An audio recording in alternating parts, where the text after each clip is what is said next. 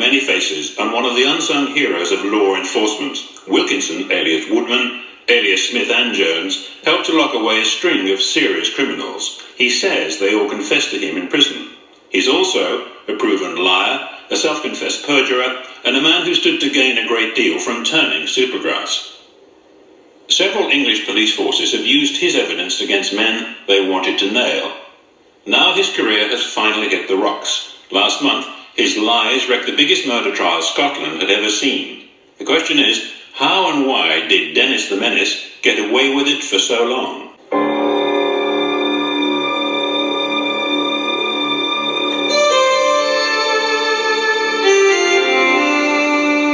When it happened, it was spectacular.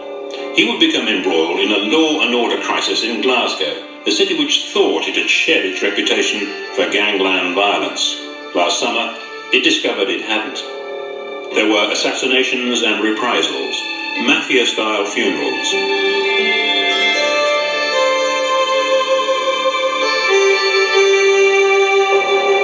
Then the Strathclyde police made a breakthrough. A man they targeted for years was charged with the most notorious murder in the gang war, and much more besides. The police had found a star witness. He called himself Dennis Woodman, but it was an alias. Dennis Wilkinson, Supergrass, was back in business. Once more, Wilkinson had found himself in serious trouble. Once more, the offence was kidnapping. Once more, he needed a deal to save his neck.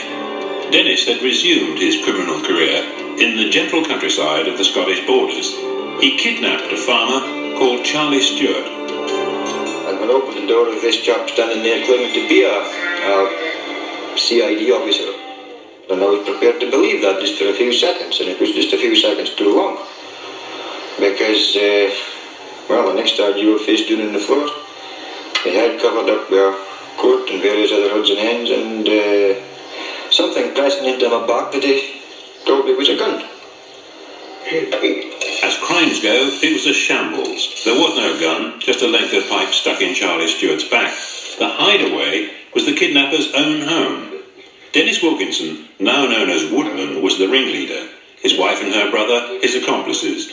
They wanted £30,000 from their victim, but they had no idea how to get it out of his bank. Charlie Stewart here, Mr. Woodman, told me that I'd better come up with an idea that would work, on pain of possibly being shot. And it's quite surprising how well your mind works under these circumstances. So I invented the idea of buying some cattle because it was the simplest thing. There's no documentation required, and under certain circumstances they could be paid for with ready cash. It was so badly organised that Dennis and his accomplices were quickly caught. Awaiting trial, the failed kidnapper tried to finger one of his partners as the ringleader. He clumsily faked a written confession by his brother-in-law. Dennis, please forgive me and tell your solicitor and the police the truth, that I blackmailed you into everything. You didn't want to do it. It was all my idea. Dennis also reverted to his old tricks. He poured out allegations against family, friends, and neighbours to the local police. Next, he claimed a fellow prisoner had confessed to 2 attempted murders, but none of it did him any good. Then he was moved to Glasgow, to the top security Barlinnie prison. At last, he found an audience. Strathclyde police was a force with a problem. Dennis Wilkinson offered them a solution. The problem was Paul Ferris. The police suspected Ferris was a major part of the gangland war, but they had little evidence. Last autumn, Dennis found himself a few cells away from Ferris in the segregation unit at Barlinnie.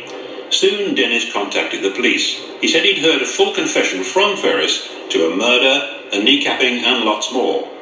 Paul Ferris was the latest in a long line of men apparently prepared to confess all to Dennis the Supergrass. You would have thought when he passed the 3 or 4 mark, word would have got out and he would have become known. It's also somewhat surprising that anybody should be such a father confessor figure that so many allegedly hardened criminals should be moved to confess their all to him. The segregation unit, which housed Ferris and his supposed confessor, was a place designed to isolate high-risk prisoners. Conversation between the inmates was very limited. The only contact they had was by shouting at each other from the windows at the tops of their voices, or else to the exercise yard. And it just seemed inconceivable that anyone would shout details of such a major crime to any other party in the segregation unit. And for Paul Ferris to have done it was just totally and utterly inconceivable. Ferris's apparent confession to Dennis reinforced police suspicions about Glasgow's gangland war. The police believed Ferris had gunned down a heroin trafficker named Arthur Thompson Jr. They also suspected Ferris of trying to kill Thompson's father, a man described in court as the godfather of Glasgow. On the very day that Arthur Jr. was buried, 2 of Ferris's friends were shot dead and dumped in a car, mafia style. Glasgow in 1991 was beginning to look like Chicago in the 30s. The self-styled supergrass, Dennis Woodman, was a godsend. One has to have sympathy with working police officers in that situation. They, I think, did their best to get this case solved. They were convinced that they had the right people. When Woodman came along, I think the temptation to use him was simply too great. But if the temptation was great, the risks were enormous. The police and the prosecution knew early on that Dennis Woodman was Dennis Wilkinson, veteran witness and self-confessed perjurer. There was clear evidence that he lived in a fantasy world. From his prison cell came a stream of far-fetched letters. He wrote to his wife that he'd soon be receiving £170,000. And Dennis claimed an unlikely connection with the murder case's most controversial figure. Do you know who Arthur Thompson is? Do you? He's the godfather of Glasgow. Thompson's on our side. You'll want for nothing. I did it for you, you stupid fool. Well, he was obviously a major, if not the major witness in the part that he had to play. He was in the witness box for something in the order of 5 days, being examined and cross-examined and re-examined. There have been many liars who've stood in that dock, in the witness box, but very, very few of the calibre of this man. He came over as a deeply insincere, devious, cunning, professional liar. Once again, when Dennis Wilkinson stood up to give evidence, he said he was doing it out of the highest motives. I'm here to tell the truth, because I am finished with crime. But by the end of the trial, Dennis was dismissed as a fantasist by his own relatives and as a foul-mouthed hooligan by the judge. He made many dubious claims in the witness box, but the most staggering was about his own family. He, at one point in his evidence, swore on the lives of his dead children that what he was saying was true, with emotion breaking through his voice. And it subsequently turned out that, in fact, his children were alive and well, and the Woodman had, in fact, been writing to them only 2 weeks before. It became the longest ever murder trial in Scottish criminal history. At the end, Paul Ferris, considered by the prosecution to be the most wanted man in Glasgow, walked free, acquitted by the jury on every charge. Even after the trial collapsed, the police seemed to stand by their controversial witness.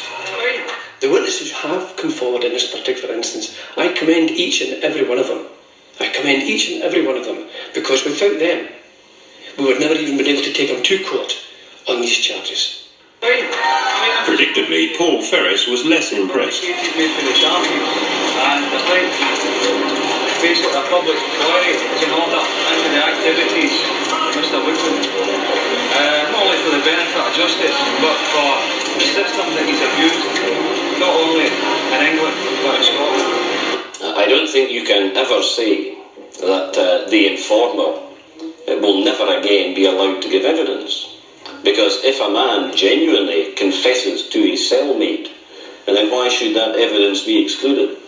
What I do say is that where a prosecution is aware of the nature and the character of the evidence they have and the past history of that evidence, they should, in the interest of justice, make a decision and not put somebody at risk of a conviction, particularly for murder, when they know that a witness has a track record of lying in the past. The evidence of Dennis Wilkinson, known to the court as Woodman, had, in the eyes of many, destroyed the prosecution case. The question was, how had it happened? World in Action asked the Strathclyde Police, the prosecutor's office, and the English force most involved with Dennis Wilkinson for interviews. All refused.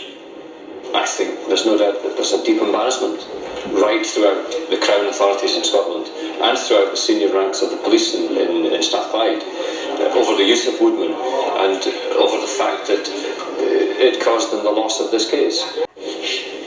Resuming his Supergrass career brought Dennis no reward. He's serving 8 years at Peterhead Prison for kidnapping. The man taken so seriously for so long by so many is locked firmly in his own fantasy world. I worked for the underworld for a top villain. I was trained to peak fitness as an enforcer, to protect, enforce and collect. I've traced my real dad. He owns part of Hoover and Electrolux. A wealthy man. He's standing by. At the same time, I met a girl. No ordinary girl. She was a serious crime squad cop. I thought she was a secretary until I found a 38 Special Smith & Wesson. And they wore expensive cars, wore satin suits. I had everything. I was getting into my car in a car park and I was blasted at by a shotgun. It missed by inches as I hit the deck. Your secret. Who kissed her long ago? Whispering rocks, trees don't need to.